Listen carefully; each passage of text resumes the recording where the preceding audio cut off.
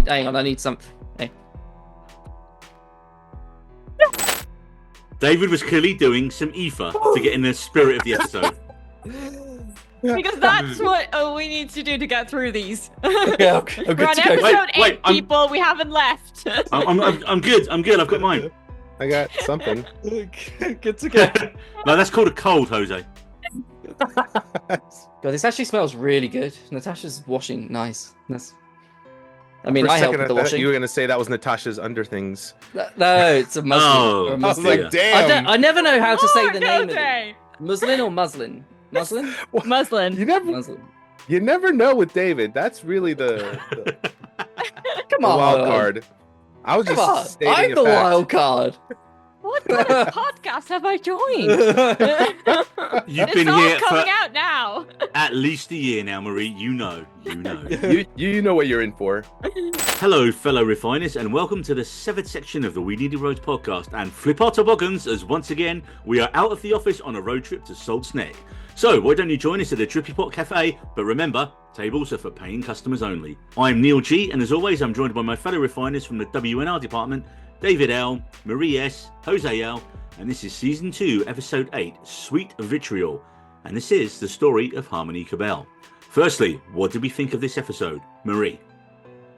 I really liked it, and even though I think it's the shortest one we had so far, I did not feel that it was that short, because we got a lot of information in this episode, and for once I feel like we got enough answers rather than questions. Still quite a few questions, but for once I'm like, oh, that was a clear answer to something.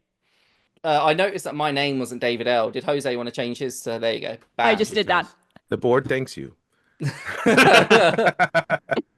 Jose L, your thoughts on the episode? So this is, I think, actually going back to, I think, more of season 1 kind of vibes. It's a lot slower, a lot more story driven, nothing crazy going on.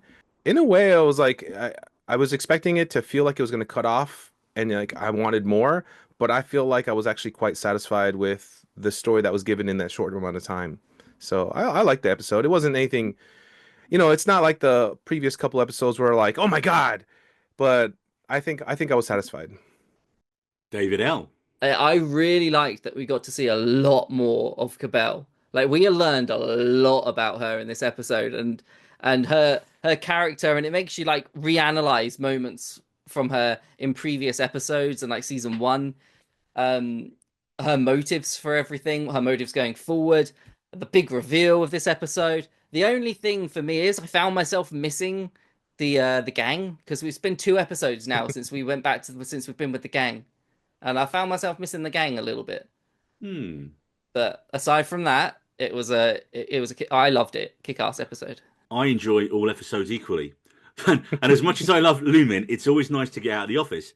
And I think the location of Salt's Neck was amazing. And I think it was definitely worth the wait to get to Harmony's backstory. And then the episode ends with such a massive revelation. We finally do get an answer to one of the big questions.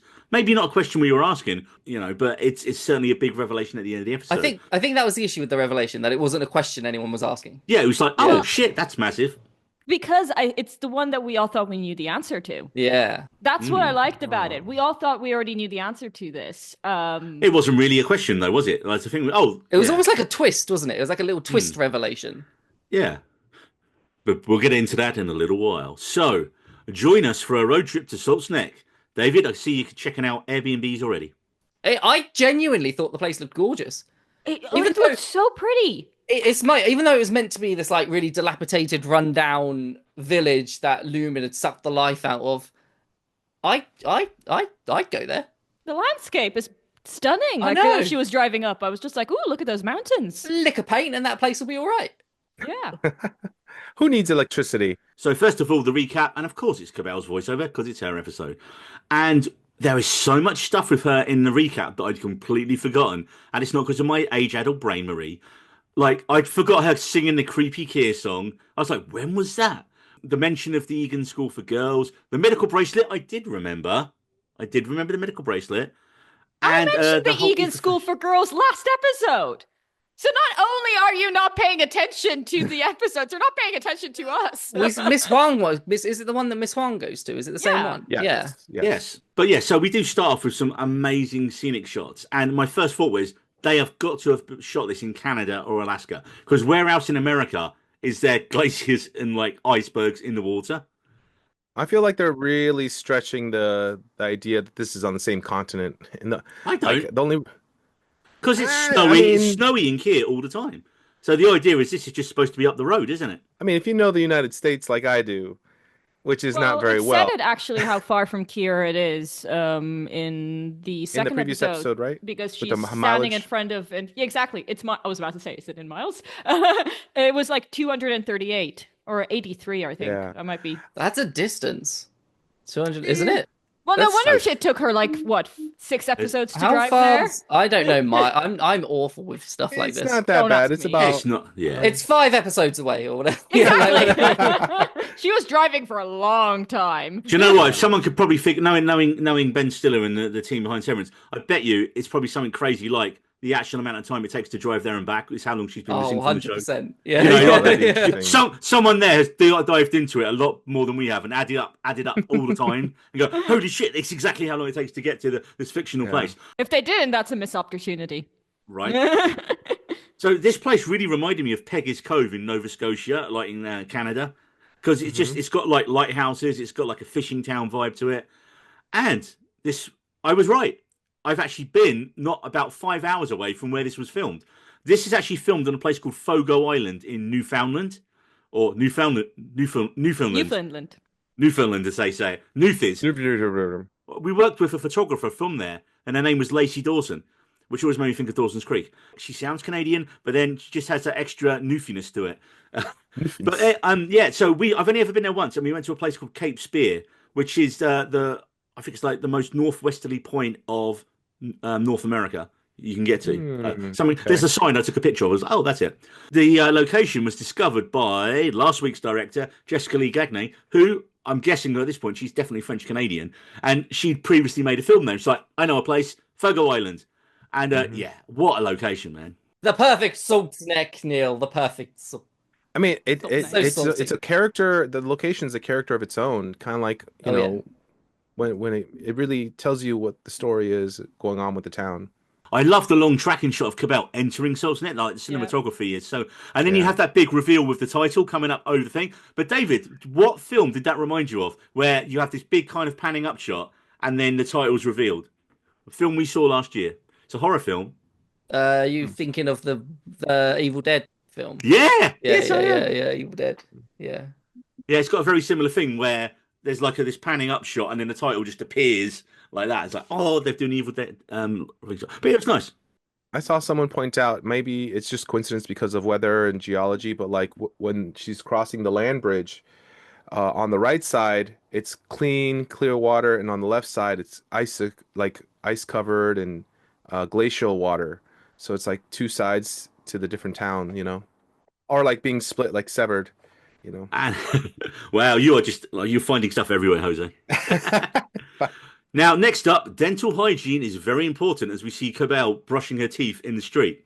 And I was like, Yeah. okay, is this town just empty? And then thank you subtitles, because it says addict sniffs. And I was like, oh, I saw that. Yeah. so it's an ether addict in an abandoned bus. Because I would not have known it was an addict. I was just like, why is there's a guy with a cold in the bus, probably. I was like, oh, ether addict. But we did know that Sweet Vitriol is ether. So yeah. And then we see. You're so innocent. I saw this dude and was like, drug lord, like drug person. Like, he's up to no good. Like, Yeah. He's huffing the ether. And then we see Devon did call Cobel. yeah. I gotta admit, I mixed up the names in the beginning. I was like, why is Dylan calling her? But yeah, it took me... You just missed him that much, Jose. That's what it is. yeah. Your fellow goatee brother. Yeah. And then we see inside the world's dingiest cafe, hear about a snowplow accident, and see an old lady named Rose with an oxygen tank. You forgot one thing, Neil. I always do. Marie.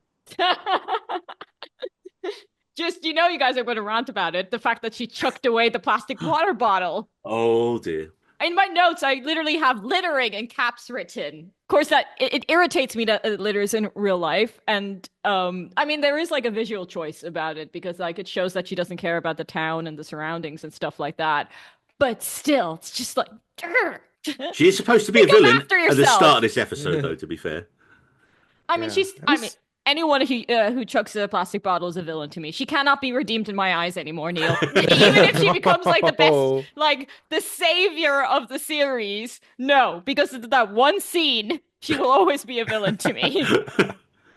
She'll have to drive back just to pick up the bottle again. Exactly. yeah. What if there's a scene where you see her picking up the bottle in the next episode? You're like, All is Okay. forgiven.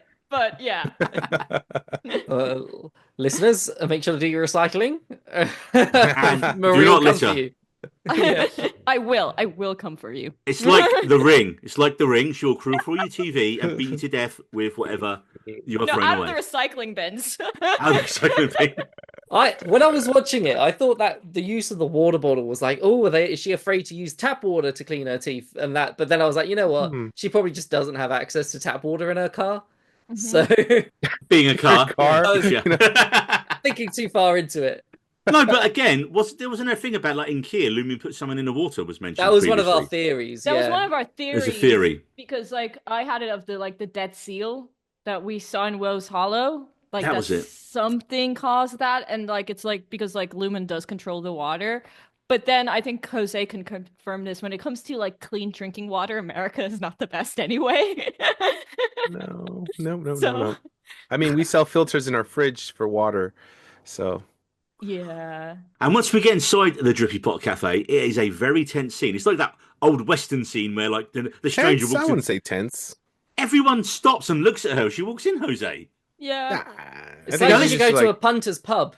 You know, Yeah, you go to and- that punter's pub and you walk in and you don't belong there. And all the punters look at you and you're like, you ain't from this pub. You know, it's Very like that. specific example, David. No, but I thought exactly the same. I thought exactly the same, David. Jose, how many bar fights have you been in just because you've been in the wrong place? I mean, let's not get into that. I'm kidding. None, See, none. I was right with my innie outie thing the other week. There are no pending legal investigations into Mr. Lopez. That's because they don't know about my past now. Exactly. There we go. Spy. Keep saying you travel around the country a lot. Yes. Spy. You can get away with a lot when you have a camera. He's the secret Scary. Egan of the group. I'm telling you, that's the plot. He's a twist of this fucking podcast. mole. Exactly. Now, this next bit, I was initially very confused because when she sits down and the restaurant guy comes over and she says, Harmony Cobel will flip my toboggan. And I was like, is that guy's name Harmony Cobel? Did she take his No, name? she was speaking for him. Like she was saying what he I was know. thinking. Well, I got that eventually. Yeah. But at the time, the whole first time I watched it, I was just like, did she steal his name? Is that not her name? I went down a whole weird side alley on that. I was just like, Yes, they're very progressive with their names. no, I was just like, Harmony could be a man's name, you know. There should Maybe. be a category for like eye acting now at the Emmys. Because the Oh, eye yeah. acting in this show is just on a whole other level. Because like when she Yeah. walks in, like you see it on his face, it's instant recognition. Like he knows instantly who she is. And that's all in the eyes. It's like, it's brilliant. Eye acting needs to be a category. Well, I mean, to be fair, they'd all be competing against each other. We have Milchek and Natalie. Yeah, We have Miss Milchek. Casey and Mark. You know, Yeah. we have Helly and Mark. There's so many eye acting scenes. It has to be a requirement to be cast in Severance. Are you good at eye acting? You're cast. I was going to say in this one, I was surprised it's taken Neil so long to mention the Emmys and an Emmy nomination for a certain actress.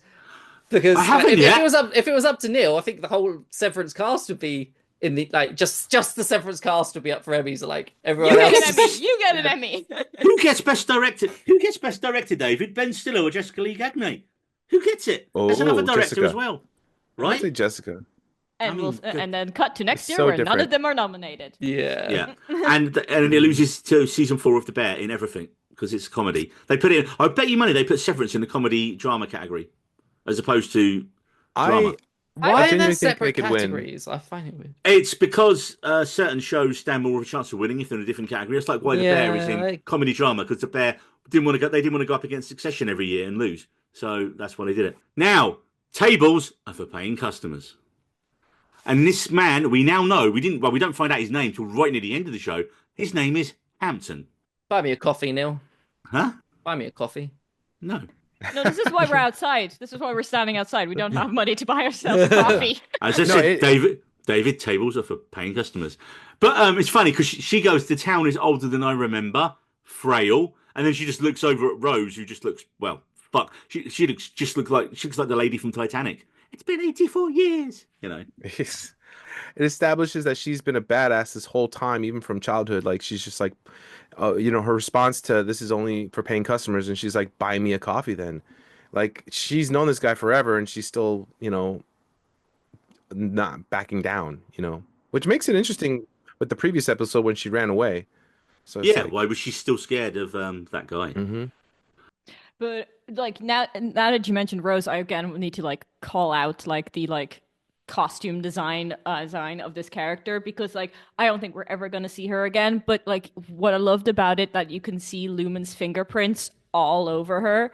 Like she is like when she's having like, what is it, an oxygen tube or whatever it's called? Yeah, Like yeah, oxygen mask. Mm. Because everyone in town, I think, was suffering from a similar thing, wasn't yeah, they? For the exactly. ether, Everyone is like struggling to breathe in this town, so we immediately know something's polluted. But then also what we like what I liked is that like her hair is braided. Like it's like in like one of those Oh. like braided things.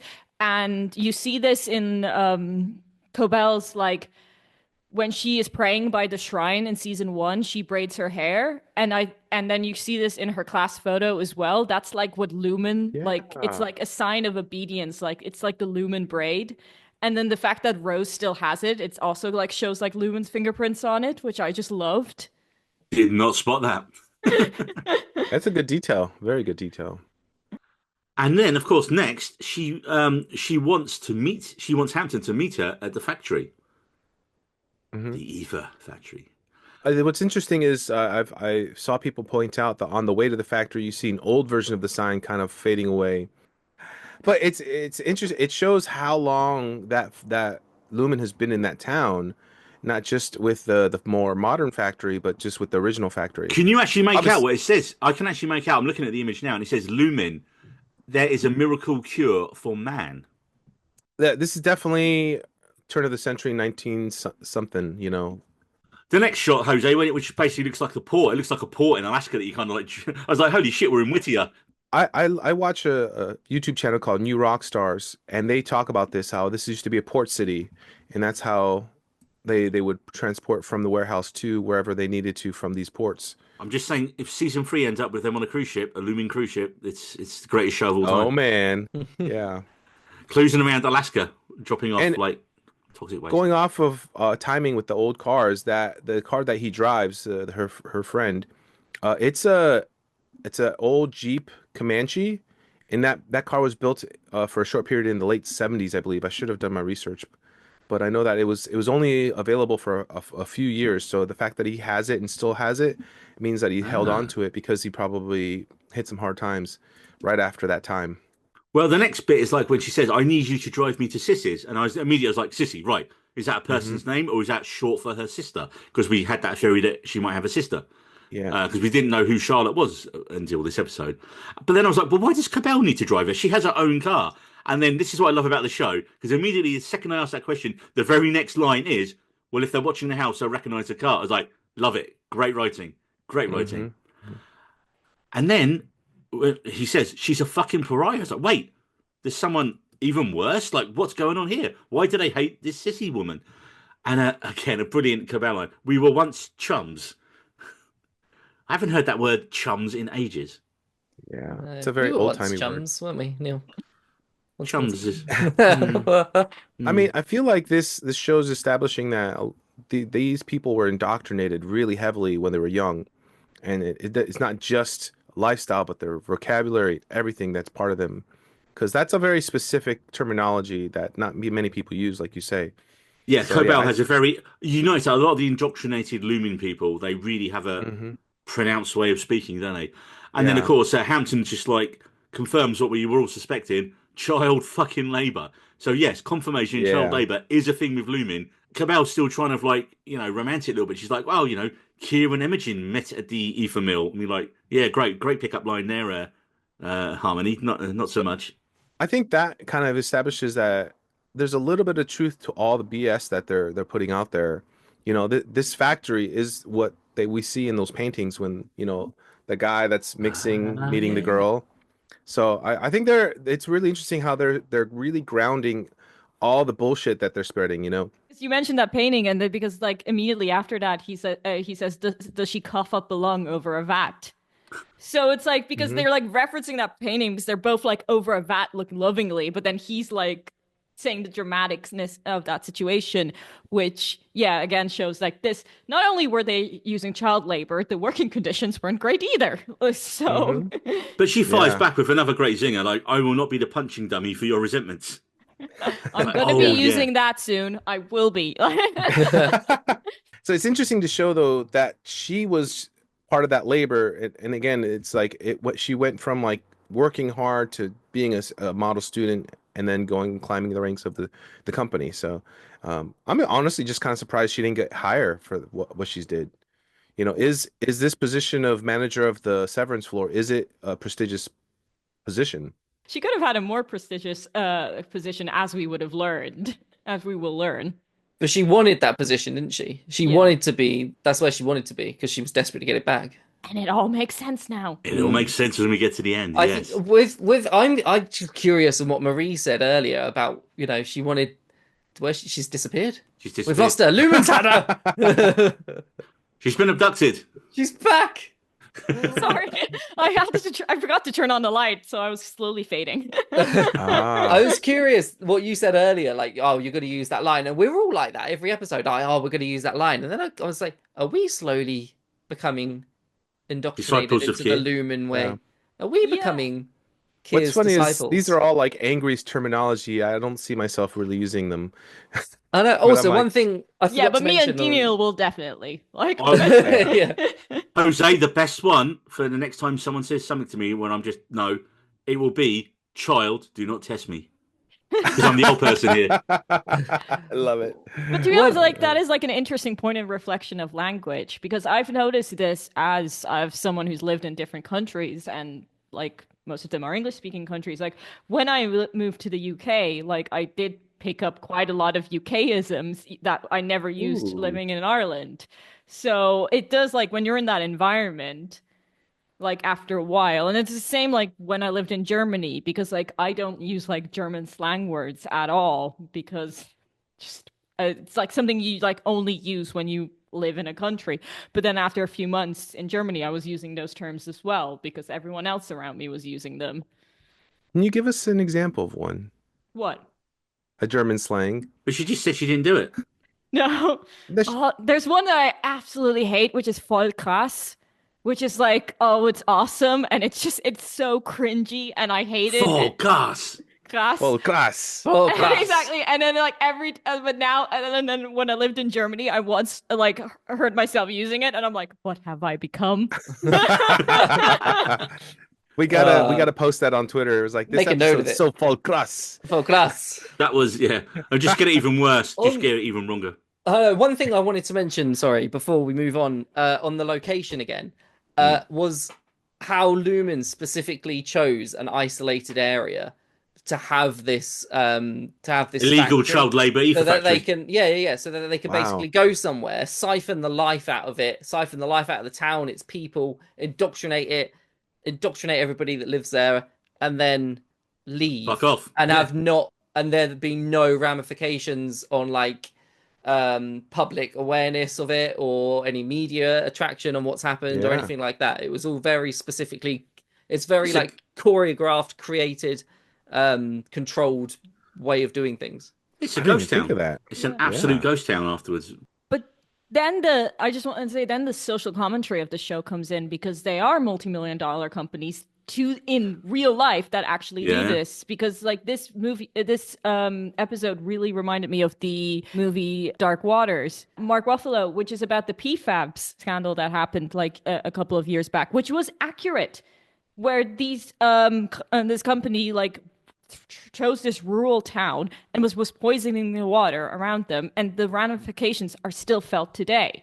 Wow. And like another one that came to mind was the Aaron Brockovich story.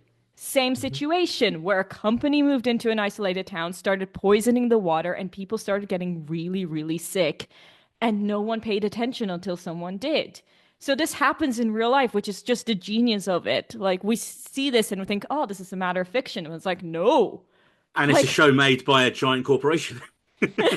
Yeah. I mean, they're very critical of Apple. Like, I think you can't choose who your business daddy is, like especially with a show this scale.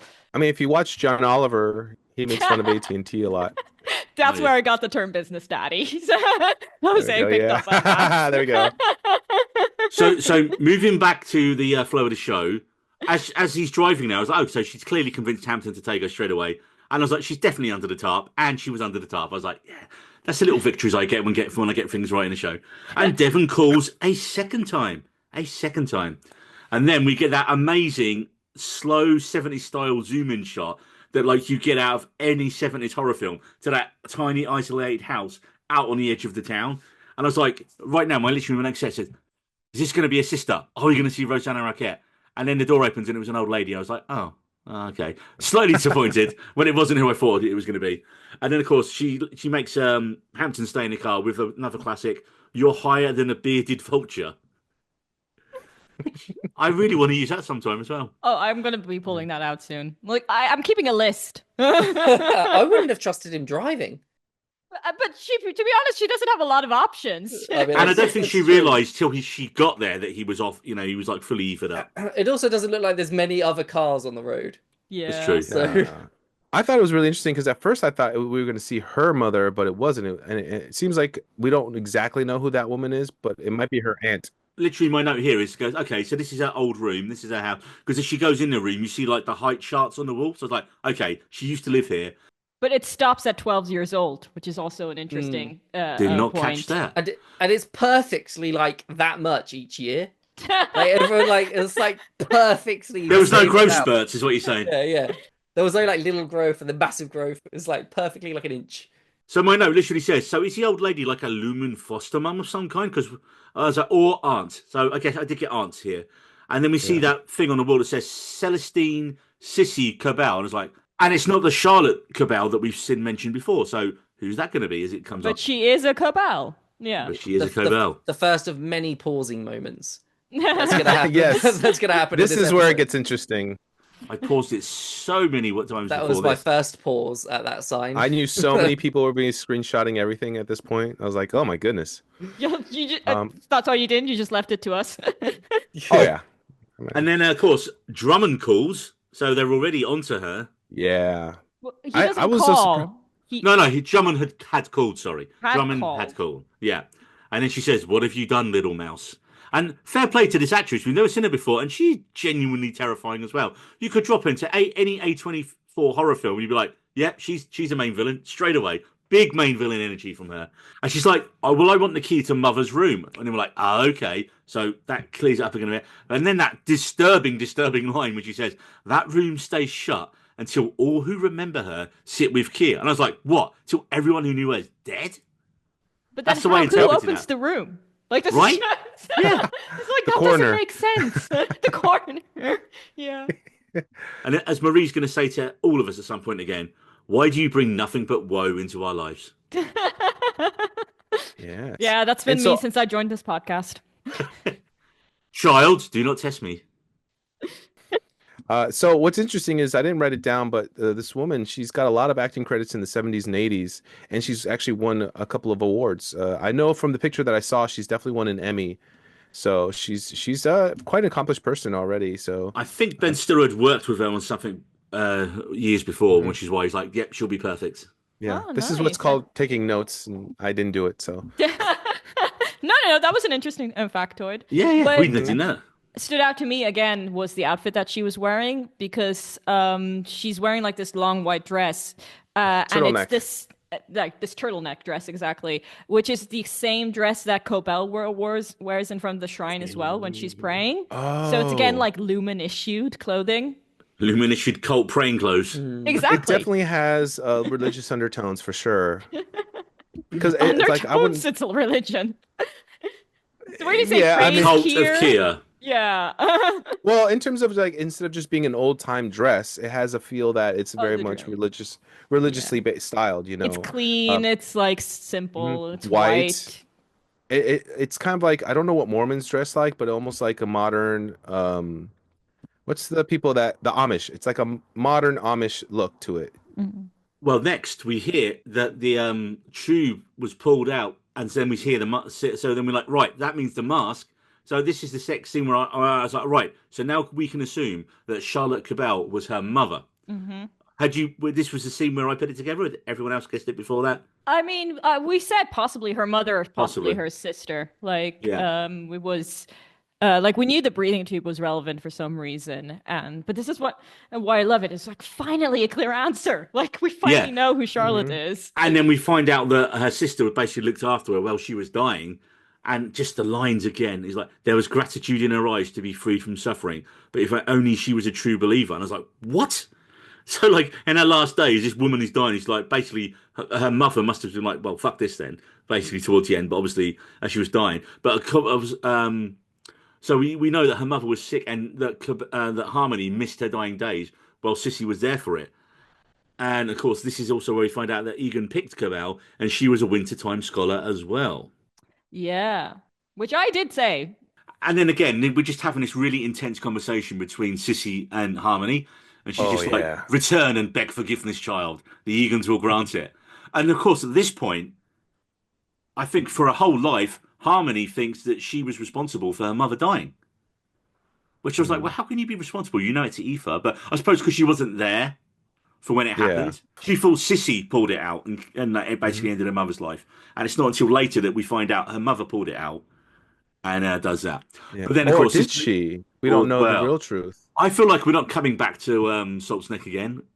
No. No, we But don't. Do we know But how she got the tube in the first place? no, we Oh, don't. just we don't. That is a good question. Because if she died in Salt's Neck, how the hell did she get the key? Did she? Unless she came there For the funeral, afterwards. maybe? Yeah, For the, yeah, like, but maybe. it felt like she hadn't been back for decades, didn't it, when she turned up there? Yeah. yeah, but like her mom's I been mean, that could have still dead been for the a case. while. Yeah. Yeah, so Saw the Yeah, state of true. that room. That room hadn't been touched in years. And that, of course, brings us to the Easter egg haven of the whole episode, Sis's room. Does anyone, and Marie has, as you will see, dear listener, dear viewer, this will be on screen for you now. Cue screenshot. How many holy fucking moly. things are in this picture?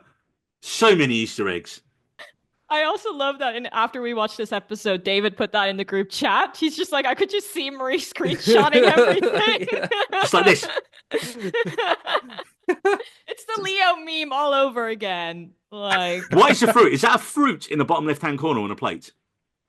It tell. looks like it. Looks like a little pear or It's something. not a like pineapple, big though. pear. They missed the trick. It should have been a pineapple. they're leaning in And- way too much into the pineapple. Yeah. I mean, like, what, like, stood out to me immediately is the masks on the top because Yeah, the Mhm. goat um, mask. The yeah. Joey Joker. Mache. the Joker, Is from yeah, what I because heard. that's the four tempers. Mm. Yeah. And they also kind of mirror the masks that the dancers wear at the waffle party, which That is is why correct. I always That's it. say the waffle party is not for me. And I'm just looking at the newspaper, and it says Jamie Egan assumes role as Lumen CEO, and that's Yeah. been cut out and put on the wall. Oh. The I four did have- blue candles. The four blue candles, again, very interesting. Blue, macro data refinement, four tempers. Work Yeah. life. Those balance. candles are blue. Yeah, Balance. you're Oh, right. is that balance? Is it? Work Yeah, think the so. work-life balance, which Mark says in the first episode when he is onboarding Helly, where he's just like, have you ever thought about the work-life balance like that? Because that's like the whole reason of Severance. And the weird little Kia pet photo in the shrine as well. That's just deeply disturbing. The vertebrae with the cards remind me of like not astrology, but tarot Tarot. card readings, Tarot, yeah. and tarot also cards, a yeah. little bit of the Wiccan aspect of things. It's like Oh yeah, I mean candles and cards. Come on, man. We Mhm. Also, it's a vertebrae because I was wondering what that is. yeah, I didn't know what that was. that's what it looks like to me. I mean, Spanish people eat a lot of vertebrae, I like was tail, about to oxbone. ask, how do you know that? And then if we look at the cards, Vision. Verve, Wiles. benevolence. Yeah. Hmm. So the Lumen 9 core principles, which is vision, I think it's pronounced veer. This I think second word so. is not dyslexic friendly. Wit, cheer, humility, benevolence, nimbleness, property, and wiles. What is that in the top right hand corner? It's a little what's it called when they burn sage? It looks like maybe, or a doll. I don't know. I looked at that and I was like, what the f I didn't notice it during it. I noticed it in the screenshot and it looks weird. It looks like Looks, a potato that's sprouting. Yeah. Maybe a little of that too. I was getting a bit of Blair Witch vibes from it. These candles have not been burned though. No. Yeah. Interesting. Well, I mean, this can be something because, like, this can be also due to age, but, like, it's very clear that Sissy sleeps downstairs and doesn't go upstairs at all anymore because, Mm. like, her bed is downstairs and she has, like, all her things. There could be a reason for that, or it's just old age and she can't do the stairs anymore. Yeah, it could probably be that, couldn't it? I Yeah. mean, yeah, as much as she hated them, she never went up the stairs to kick them out. She Yeah, just kept true. arguing downstairs. She always stayed downstairs. Yeah, Yeah. yeah. So again, she finally finds the key to her mother's room in Sissy's room, and then we get to see what is in her mother's room, and it's a very sparse room. I was about to say, who else was let down by this? Because I felt like they Well, were no, like teasing this big reveal, and it's just this empty room. Because like she says, you won't find anything in there except for pain. and she was right. She was right. I did sort of feel like was a corpse still going to be like lying on the bed or something like Oh Well, that. I man. mean, kind of, kind of. I mean, you see that shot of the sun coming through the window, and you see like the bed, and it's like an old school medical bed as well. And Mm. you just see Yeah. it's like up, the position is up slightly in it. And yeah, that's the room, that's the bed where her mother died. So of course it's going to hit her really, really bad. And then she lays down, like, what's she doing with the mask? And she connects the mask to the oxygen there. Yeah. That's Big weird. question, would that oxygen still work normally after however many years? Wouldn't that be slightly dangerous? Did wonder that. And then she just lays sadly on the bed and just starts weeping. And the edit here is amazing. Like the sound edit from her cries, and it cuts into the waves and the wailing. And I was like, oh, the waves of emotion. I was like, oh, that's it's just so well done. But then That's that good. time lapse shot they do that Yeah. shows she's been it all day, that was awesome. Just the way the light moves through, and it's the one shot. The shot I don't think really moves, but the light moves through the shot. Mm. And as a Hmm. like camera person in the past, I always used to say, you know, bit of advice I got told, and I always did when you're filming something, just because you have a camera and you've got a tripod, you don't always have to move the camera. Let the action occur within the frame, and that's exactly what I do here. Is you have this brilliant time lapse of just the day passing through the one shot. I loved it. It was Great awesome. cinematography. Great cinematography. And then Night has fallen in Salt's Neck. That poor guy just waiting in the car. Yeah, I was surprised he All waited that day. long. I Good was like, week. dude. He's high. He's fine. So Hampton has been in the car on his little leaf bender all day. It's now night, and he probably needs some more reefer. That's the reason I think he comes in to find out what's going on. He probably just dozed off in that car all day. But at this point, Harmony still hasn't found what she was looking for. I was like, but I thought she was just looking for. I thought it was more like an emotional. Oh, she's looking to find her, get that closure of her mum's place. But no, she's still not like it. And this is when Hampton says to her, "Yeah, I liked your mum. She hated Lumin more than I did." Yeah, because they never reveal like why she was that ill, and more than likely it is because of Of the Lumen. ether, yeah. It does I'm raise assuming, questions as well as to like why. I mean, obviously it's her mum that she's died, but if yeah. you're like that, like your DNA is Lumin and your Mm. mum was openly anti-Lumin, would you have had that real emotional depth connection when, you know? I don't think she knew her mum was anti-lumin. I think when her mum got sick and started dying, she was away at school and wasn't allowed to come back. And Mm. then it's Okay, probably yeah. when her mum got sick, her mum was like, "Oh fuck Lumin," and especially as like as we see, like Lumin Upton left the town and just left it to die, and the people there. So I think, and there's that bit earlier on where Hampton says Sissy is a pariah, everyone hates her because she seems like to be the only true believer left Yeah. in Salt's Neck. I think the entire town turned on Lumen. I think it's a little bit of that, but I think Harmony actually that like Harmony and her mom separated, and even though she loved her mom, she was like rebellious by being indoctrinated by Lumen, and she left. No, I think she just wasn't allowed back, and it was too late, Mm, and that's why she feels the guilt of not being there when her mum passed. I think she's still very Lumin centric, Harmony, but I don't think she thinks the way the Egans are running it because that was the right, correct, the true vision of Keir, I believe. mhm. We do this comparison a lot, but it does remind me a bit of Mormonism because, like, when Mormon missionaries are on their mission and a loved one dies, they're not allowed to come back. They need to stay on their mission. So it's like Yeah. very similar to that. Well, I think these Ah, are all very purposeful similarities. I don't think the writers I'm did learning this by quite a lot accident. about the Mormon faith at the moment because I'm watching that documentary Murder in the Family that you mentioned, Yeah. Marie, and they're heavily Mormon, and there are a lot of like sort of those connections with the Mormon faith with this a little bit. I hope there's no Mormons that hate us now. We It's fine. I mean, I think we lost all our Mormon followers when we reviewed Heretic. yes, yes, yes, Oh, yes, yes. okay. Now, in this scene, I was just like, wait a minute. It's clearly obvious now to me that Harmony and Hampton were an item before. Oh I And yeah. what a chat up line. You want to get high? Crack open the ether. It's time for a frolic. And Cobel Yeah. takes a hit. let's do this. this Mm. this is But where I she hadn't. commented that taking ether does not look like a fun activity because he's like choking, like Yeah, he's he's like, just like making like "Ugh." these really weird noises, and I'm just like, I mean, okay. if you smoke weed, or if you smoke marijuana, Yeah, but people do that as That well. and Like, the whole town is obviously on this is high as fuck on this and addicted to this drug, and you can see like obviously he's at a stage.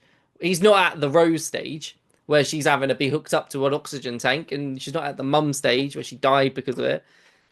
But he's getting there, you know. Mm. He's on that route. He's on that like smoking's bad. Kids smoking kills. You know, you've seen those pictures of the lungs that they put on the cigarette packets. stay away from drugs, kids. Yeah, drugs are bad. Unless this it's ether message for a is brought frolic. to you by the We Knitted Roads podcast. But then she says, yes, I haven't done that since I was 8. hmm Wait, you're having ether benders at 8 years old? Lumin, come on, man. Like, Yeah. illegal child labor is one thing. Well, are you assuming that Lumen gave them the drugs, or are you thinking that? I mean, Lumen is the one that got them hooked on the drugs, I think. Hmm. I think Yeah. just the fumes of working there would probably hook them, wouldn't it? Exactly. Mm, Yeah. Yeah. And Yeah. the fact that it was such an unbearable workplace. So, because like one of the side effects of ether is memory loss Oh, and interesting. forgetting about your day job. I wonder where that could lead. Exactly. This leads us to yet another unsanctioned erotic entanglement from an ether Heyo. frolic. I mean, Hello. I generally thought they were gonna share vessels on the dead on mom's her bed. Like I mother's thought, deathbed. Oh, I thought this Hell was where the yeah. scene was heading, and I was so relieved that it wasn't. But at that moment, I was generally like, Nothing would be nah. sexier. And your mother's deathbed. Oh, oh, in a dusty room. Didn't the sister start yelling from downstairs? I think The Yeah, aunt. exactly. Kind of killed the mood. yeah, the aunt. Yeah. yeah, that killed the mood. Not anything. But still, Harmony has still not found what she's looking for. We don't have a clue what she's looking for. And this, of Mhm, course, mhm. leads us to, of all things, a creepy basement outside. Yeah, but also what I think what's really interesting what she said before, she wouldn't have thrown it away. You see some of her, was it the Myrtle Egan School for Girls annual reminiscences book? Sometimes this show does remind me of, like in Friends when Joey was writing the adoption recommendation letter for Chandler and Monica, and he used a thesaurus on every word. yeah, Because yeah. this is a yearbook, and they just went annual reminiscence instead of yearbook. It's just like the language of the show. What was it? They are huge Homo sapiens with great aortic pumps or something like Exactly. that. Exactly. This is what like the writers of this show is like cracking Oh, open the goodness. thesaurus. What I liked in this scene though was because we like all episode has pretty much been her looking for something and trying to find it, and they fake you out so many times in this Yeah. scene. Like she's going through all the different boxes and everything downstairs, and I was like, oh, is she looking for the reminiscence book? Because we see that Harmony was valedictorian and she was the Wintertide Fellowship recipient. No, it wasn't a book. I was like, oh, there's a teddy bear. Is it the teddy bear for some reason? Not the teddy bear. There's a bronze Keir head statue / award that was hers. No, No, that's it's not what she was. Jamie Egan. It's not Karen. Jamie Egan. Oh, Jamie Egan. Ah, okay. But that's why I think it's clever on young Cobel's part. Sissy would have never thrown something away that's Egan branded. Mm. That's why I think that's like revelations like, oh, she wouldn't have thrown that away or given that away because that's like almost like a religious monument to her. Like, But this leads us to finally what she's been looking for. And it's a box with some kind of map / parchment in it. Yes, that is it. Mhm. And then, of course, this is where I think it's Hampton says Lumin destroyed this town. And at this point, I was just like, wait, has Harmony actually been? I was really at this point. I kind of was like, has she actually been working against Lumin recently since we've seen her in the show? Or I don't think so. Is it this episode that's like the tipping point for her? And then we get the big fucking bombshell revelation of the episode. Wait a minute. Did Harmony invent Severance? Because she screams, mine, my designs, overtime contingency, glass glow block, all of it. Basic code. Holy shit. Yeah. also, again, genius writing. They were so clever of revealing all these things that we already know about, like the Glasgow block and the overtime continuum. Yeah. Because we fully well know there are other things that are part of it, but they're still not telling us what that is. And the way that it's kind of explained to her, like, well, if she's like this genius who's created it all, why? And she's told, well, that if I sought credit, I would be banished. And she then goes back and she's talking to Sissy, and you almost have this moment where, like, she looks like her aunt's like understands, and then her aunt grabs a book and tries to burn it, and they fight. Don't show important documents in front of a fire. Like the way the flames are dancing off her face, I was just like, that's not a good idea. Don't hand them to her. I mean, she does say, "I hope you die," so you know. Yeah, but still, I wouldn't like have handed them to her. Yeah, it's like this is such an important document to have, and you're like, oh, here, let me give it to you, someone who Standing hates next me. to this open flame, like Right? it's Like, come on, be a little smarter there. We then get the emotional bombshell where, like, Sissy says to her, "No, your mother killed herself by removing the tube," and as you were a weed, just as she was. And I was like, "Oh, you utter bitch monster from hell." And then, of course, we get from Hampton, "Someone's coming." And then that's actually, I think, the first time she calls him Hampton, because I was like trying to go, what's this guy's name? Is it Harmony Cobel? Yes, I was definitely wrong on that. You're so wrong. So It's wrong. the intonation. The way she does it, it just threw me. It just threw me completely. And then, of course, Hampton walks outside, and we get one of the lines of the whole season, "Come and tame these tempers, assholes." And then we cut to the car. That's the one I'm using. "Come and tame these Come and tempers, tame assholes." these tempers, asshole. And then Devon calls, because the rule of freeze is in effect, Devon calls for a third time that we see at least. And this time, she answers. And it's brilliant because the song that kicks in at this point, I don't know all the lyrics to it, but it's an old 80s classic rock song by a British band called The Cult. So, again, The Cult. And the song is called Firewoman. And I was just like, brilliant. And I was like, so is Harmony going to be the one to burn Lumin down? I mean, it's a great callback to when Herb says, "Let's burn this place to the ground." Is it going to be Harmony now that does it? We were all saying it was going to be the Milchek turn. I wasn't. Yeah, I was very You weren't. against... To be fair, Jose was big on that. Jose was I'm big on the Milchek. turn. I I believe still in think Milchek is going to turn. He's I got think his own shit Milchek's going the on. big villain. I think Milchek's Yeah. pure. No, I he's not think the big villain. I think he's too Yeah. far gone. I'm But- thinking What Cobel about is. Yeah. what about Cobel? She was like raised on this. Yeah, but that Yeah, but her final motive. scene, We know her motives motivation now. We exactly understand. the entire time. I was saying like it's unclear what Cobel's motivation was because she has an ulterior motive, but now it's crystal clear. And I don't know about you, but if someone took my design and started profiting off it quite a lot, I would be rather pissed. So. Yeah. And now she's got the proof in her hands. She can blow Yeah. the whole thing wide open. And at this point, I do want to apologize to Devon because on our last episode recap, I said calling Cobel was one of the most stupidest decisions ever. But Actually, it was. She doesn't have the context. I now think that it we still have- was though. Yeah, but she doesn't have the context. She doesn't have the context. So but, it was like, still her a dumb sister decision. instincts Yeah. We're But there. calling the person who invented Severance is probably a good idea. Yes. Save Mark. Knows. And then it just also like throws another wrench in like who the hell is Ragabi? Because like we Well, like there's that line. immediately we thought like Cobel immediately knew it was her. And she goes, "Oh, she hasn't killed him yet." Yeah.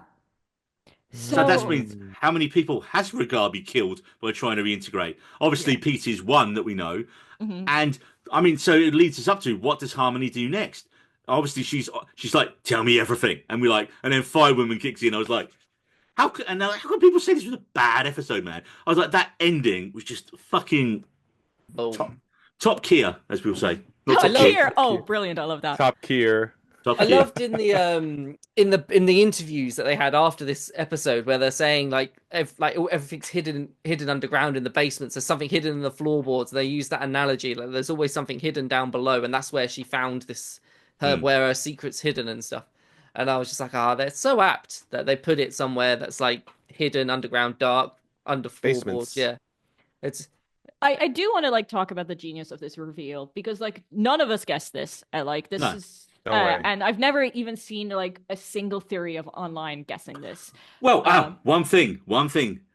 Remember a few episodes back when we was analysing the opening title sequence? Now I didn't say, "Oh, Cobel invented Severance," but I was like, "You've got the big shot of the livestock thing, and you got Cobel as like this puppet master over it all." And I was like, "Well, but she's not really that in charge because she's been fired at the start of season 2. So why do we have Cobel in this like massive overseer kind of role there?" And again, the titles. We really have to go back through these titles again because they I literally think we have they to do tell it you. once the final episode airs and then Yeah, like yeah. decide for them like, oh, I reckon Yeah. the whole season's there. I mean, so I It mean, is. if we go by that, that literally means the season ends with weird Keir-faced baby being born or a baby of some no, kind. because it's never Or on a the nose. pregnancy It's never on announcement. the nose. That's the Yeah. thing. That's the thing about these titles. It's never on the nose. It could be the pregnancy. Shit, I'm pregnant, and Mark going, huh? But That'd be bad, but something along those lines. Although I think Better only written. like 4 days have passed, or like maybe yeah, 2 it weeks. doesn't. Oh, yeah. I've spoken about this a lot of times. What I like hate when like people like writers pull like a reveal out of their ass and it does not make sense. Like Gossip Girl all along. But Spoiler. What? wait. Oh my goodness! To a show that I've never Fucking watched. watching that right now. oh, sorry, David. Of course, David. It's not a good. Trust me, you're gonna. Natasha. Don't ruin it for her too. Don't ruin it for her, you utter dick. Also, you're probably just gonna joking. stop watching around season 4 because after that it gets unbearable. I'm only pulling your leg. Although that's definitely what some of our listeners are thinking now. The show's been Oh. out for ages. The show's been out for ages. Anyway, but Back to it. this reveal does actually make sense. And if you go back on season 1, like she is like testing the boundaries. Like she keeps trying to make Mark remember Miss Casey. And She puts the candle from the Gemma's candle. items And that's into like the room. now you look at it, that's like an inventor checking her creation of how well it's working. Yeah. She remembering it? Like she's observing her own creation. And it also goes back to like a theory that I shared like a few episodes ago where I said that Cobel is severed because like what do inventors do when they invent something? They test their own creations on themselves. So, and Cobel having a version of the Severance chip in her head would make sense because she would have tested it. And then now learning about her backstory that she grew up in like this child labor factory and the work was so horrible that you wanted to forget about it. And that's why everyone was so heavily medicated and on drugs, led her to think, oh, there might be a better solution to this. It does make sense to me. At the beginning, the opening credits, like the previously on Severance stuff, it set up the reveal in a way, but like it told you the clues building up to it. It was like it had the shot of her saying, "My father invented Severance," and then there was also so there was like moments that have happened that you just you think are completely Well, to be fair, that's what most recaps do, unrelated. isn't it? Most recaps. But some recaps ruin reveals like this. because they show it in the recap, and you're like, oh, it's so bloody obvious what the twist is going to be now. I think Or there was one that I really complained about not that long ago, Well, don't think of it because where it'll it be did it. spoiling But yeah, it. but this one I felt like it didn't do that. It Mhm. told you the information that you needed to know, and it still didn't ruin the reveal in any way. So here's my Cobell thing for the end, right? So she's clearly going to like rush in and hopefully help Mark, but is she working against Lumin? Because I still think she's like a. I feel like this is episode and going back to that town and finding out about her mum and all that kind of stuff and seeing the town. That is her character turn moment. This episode. But does this so? Because before that, I thought, well, no, she's a true believer of Keir. She just disagrees with the way the current regime is running things, and knowing that she created Severance, she's absolutely within a fucking right to be. These guys are doing it wrong. This is how we should be doing it because I'm the fucking smart person who did it all. So that explains it. But is she still going to follow like the Keir way, the way she was raised? And it's just she's against the current lot of Egans, and or is she going to decide to team up with Mark and help expose it to get the credit for what she's done? So it's I have no idea where it's going in that sense. Yeah. I think she's going to go back to the company, and with the proof that she has, she's going to see, you're going to give me what I want. She's going to double And heel then, turn. She's going to come back. No, right. So we thought this is her turning against Lumen, right? Yeah, I like your theory, Jose. She's going to go back there and go up to the board or the Helena and go, I invented fucking Severance. If you don't put me back on the seventh floor and let me finish what I started, I'm going to tell everyone and expose it. and They'll she be like, wants to get that credit of Mark finishing Cold Cold Harbor. Harbor. Hmm. It I makes think you she think just wants to be involved. what's more important than inventing Severance? What is so Cold Harbor for Cold her Harbor is more important Mhm. than than Severance. the credit for inventing Severance. Yeah, But I that think is a she good will point. take credit for Cold Harbor because of what has happened. I think she's just kind of been pushed. So that'd be interesting to see. Like, and everyone's like, "Oh yeah, Harmony, she's gonna take out Lumen, and she's like, she's on going to be on the good side now." She could double down and be like, "This is what I want.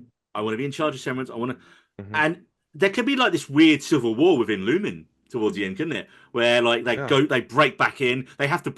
That could be it. They have to break back in. There's some bit of equipment down there that needs to be done to do it. They're going to rescue Gemma, and then they're going to try and fix Mark at the same time. Moving on to the behind the scenes bit now. So this is what David kind of mentioned. You always have like the little behind the scenes bits at the end. And Dan Erickson, creator of the show, said this is where Harmony goes home and sees how Lumen has gutted the town and its people. And you need to find the source of Cabel's pain in this episode. And also, we need to find sympathy for a character like Cabel. And yes, David, it does say here, is this Arquette's Emmy-winning performance as well? And She still, it littered. does. She has no sympathy from me. That's The true. whole A Razzie. Emmy Awards is just Severance. Just Severance. Patricia Arquette says in one of the clips here, the visual coldness of the town reflects Cobel as a person, as very much in keeping with Harmony's inner landscape. I mean, that's just great writing there. But the big talking point coming out of this episode is apparently the internet didn't like it. It's the lowest rated episode on the IMDb of this show, and many No. people were calling it a filler episode. Now, obviously they're wrong, because this has a massive bombshell. We find out Cobel invented Severance, and Egan took the credit for it. And honestly, it gives us all the backstory we needed to get on Cobel's side. Like, yes, she is still a full-on gearhead, but something breaks and changes in her in this visit, and now she has to prove she invented the procedure. So, actually, as we said, yes, Devon, you were absolutely right to call this person to help Mark. Now, I do recognise one of the complaints that people had about this, and that this close towards the end of the season, having 2 character-based bottle episodes in a row away from the rest of the main cast might be a stretch and slightly distracting. But we've got background on Gemma. It makes her a well-rounded character. It makes us care about her and Mark's relationship. And the same with Cobel. It fully fleshes out both their characters. Here's a good example of what a filler episode is. And if you're a fan of Breaking Bad, you know what I'm going to say before I even say it. Fly. Fly. Yes! That had no purpose being in this show, but it was a filler episode because nothing was progressing. It was just him going crazy trying to get a fly. And these are quite the opposite, like Neil has stated. These moved forward the story, showed you character development to some degree with Gemma. You just find out who she is. And so, yeah, I think that's the difference. It's just people were bored because not a lot of action happened. And it was also They not short. watch Severance. It's not an action show. It's No. a Exactly. Well, I mean, action in the sense of like what's happened in the last few episodes. And there's like, I think finding out she invented Severance is It's a massive. huge massive. bombshell. Yes. So it's like, And but what's it's she going to do next? I mean, there's so many. The way the episode ended, I was like, how could Mhm. you slag off an episode when you have This, come and tame these this, tempers, assholes, I'm and then reading. Firewoman, Sorry, I'm reading some of the IMDb reviews, and right? one of them's quite funny. Could have been an email. Is the No, but because we also get so much backstory on Lumen as well. Yeah. This people's attention spans honestly worry me. I'm gonna like quote like my new favorite filmmaker here Kia. pay it no someone who created an adorable cat. Hey. Pay attention and you will be rewarded. That's what this show is. Like, this is not a show that you can just like watch while you're on your phone or Yes. not just like have on the background. And You need to watch this show a minimum of twice. well, I mean, An episode each to week. be honest, that's I think the genius of the show. Like, you don't have to be like us and have like a pen and paper on it and analyze this. Like, I wasn't like that when it was season one. Like, I was just like there for the ride, and then afterwards I got into it.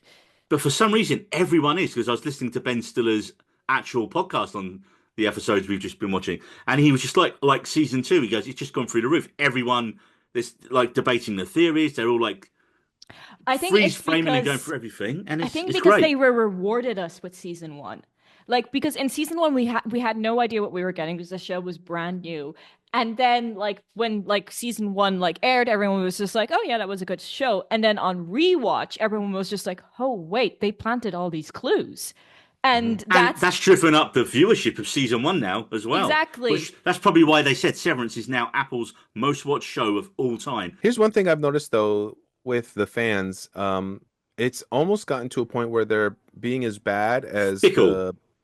the do you guys know about Rick and Morty and the fan base of Rick and Morty? Rick and Morty is a crazy cartoon with very smart undertones, and the fans of Rick and Morty, we're starting to talk shit about everyone thinking, oh, we're smart because we get the undertones of the jokes. The Severance people are starting to be like Rick and Morty fans. There are people who just enjoy the show on a surface level who don't do all the research and look into it and are just enjoying the show as it goes on. And the people on X/Twitter, I'm Never seeing call it personally, X, Jose. Never call it X.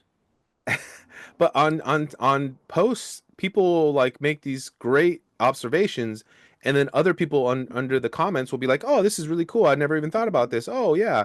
And then other people will shit on them for like, "Oh, these are obvious if you pay Well, you know what you attention." need to do, Jose? You need to come over to Fred's because Fred's is just a lovely. It's just Actually, a lovely.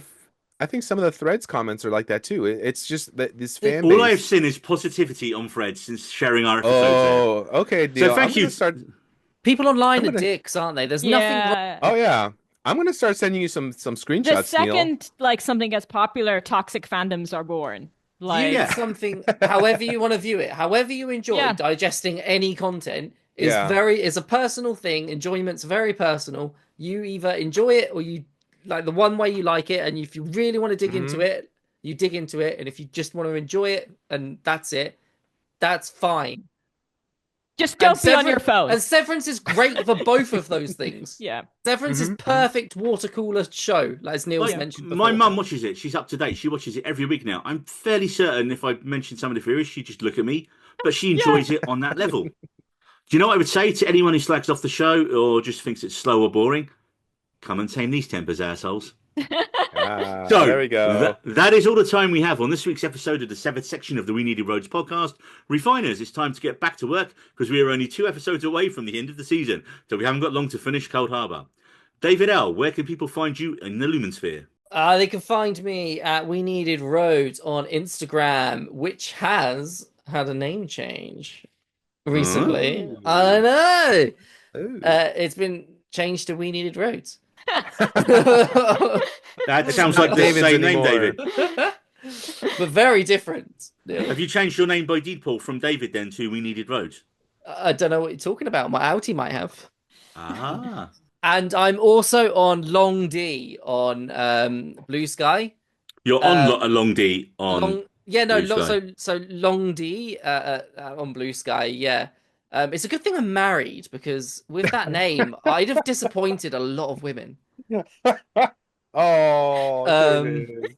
As we like to say, moving on, Marie S., where can people find you on the Lumen Sphere? You can find my Audi underneath the handle Life on Mars. That is Twitter, Instagram, TikTok.